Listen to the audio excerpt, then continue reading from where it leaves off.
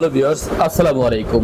আপনারা ডাক বাংলা ব্যাংকের যে নেক্সাস পে অ্যাপ আছে সেই অ্যাপ দিয়ে কিন্তু ডিপিএস খুলতে পারবেন খুব সহজেই। আপনাকে ব্যাংকে গিয়ে লাইনে দাঁড়িয়ে থেকে কষ্ট করে কাজ করতে হবে না। কিভাবে আপনি নেক্সাস পে অ্যাপ দিয়ে ডিপিএস অ্যাকাউন্ট খুলবেন চলুন দেখে আসি। প্রথমে যেটা করবেন, আপনি চলে যাবেন আপনার মোবাইল ফোনে থাকা নেক্সাস পে অ্যাপ। যদি নেক্সাস পে অ্যাপ না থাকে আপনার ফোনে, তাহলে প্লে স্টোর থেকে ডাউনলোড করে তারপরে আপনি সবকিছু সেটিংস করে নিতে পারবেন। যাই হোক, নেক্সাস পে অ্যাপে চলে যাবেন। নেক্সাস পে অ্যাপে যাওয়ার পরে আপনি এখান থেকে আপনার যে পিন কোড আছে সেটা দিয়ে লগ ইন করে নেবেন।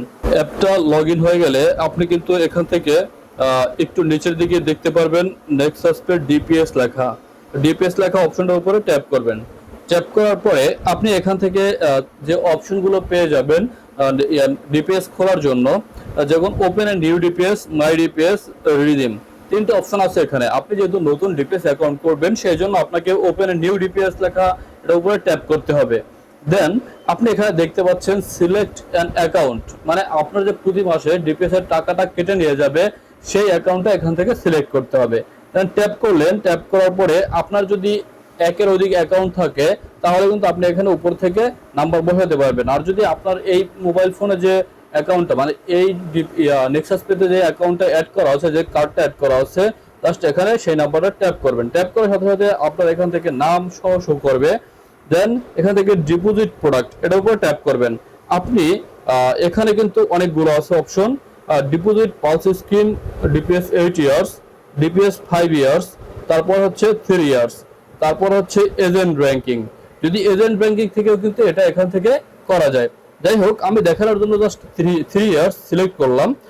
3 ইয়ার্স সিলেক্ট করার পরে আপনি এখান থেকে দেখতেই পাচ্ছেন ইন্টারেস্ট রেট পাবেন 9.5%। আপ টু আপনার যে অ্যাকাউন্ট করবেন মানে 500 টাকা থেকে প্রায় 50,000 টাকা পর্যন্ত আপনি ডিপিএস করতে পারবেন, যেখানে আপনি পেয়ে যাবেন। তারপরে নিচের অপশনে ট্যাপ করবেন। দেন এখান থেকে ইনস্টলমেন্ট, মানে আপনি কত টাকা করে ডিপিএস করতে চাচ্ছেন। আমি জাস্ট দেখানোর জন্য 500 টাকা করে করলাম। 500 টাকা করে করলাম।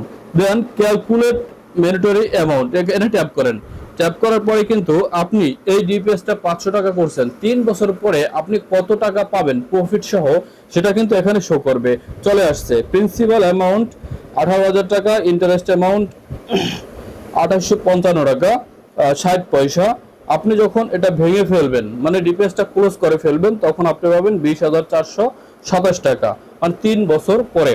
ঠিক আছে, কিন্তু আপনার কিন্তু প্রতি মাসে আপনার অ্যাকাউন্টে পর্যাপ্ত পরিমাণ টাকা থাকতে হবে, কারণ তারা যেন খুব সহজেই কেটে নিয়ে যেতে পারে ওই অ্যাকাউন্টে, মানে ডিপিএস এর জন্য নিয়ে যেতে পারে। দেন সাবমিটে ক্লিক করবেন।